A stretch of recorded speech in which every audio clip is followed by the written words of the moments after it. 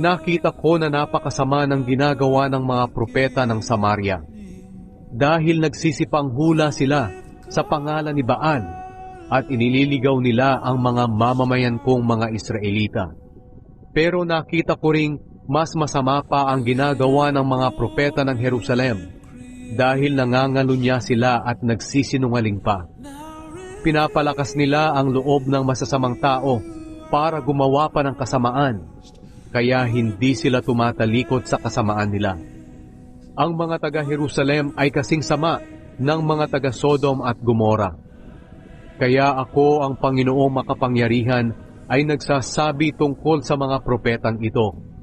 Pakakainin ko sila ng mapait na pagkain at paiinumin ko sila ng inuming may lason, sapagkat dahil sa kanila'y lumaganap ang kasamaan sa buong lupain. Sinabi ng Panginoong makapangyarihan sa mga taga-Jerusalem, huwag kayong maniniwala sa sinasabi ng mga bulaang propetang ito. Pinapaasa lang nila kayo sa mga kasinungalingan. Hindi galing sa akin ang mga sinasabi nilang pangitain, kundi sa sarili nilang isipan.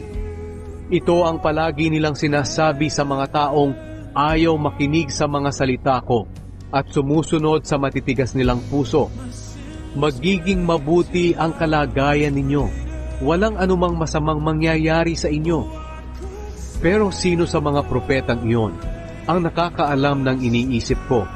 Ni hindi nga sila nakinig sa mga salita ko o pinahalagahan man lang ang mga sinabi ko.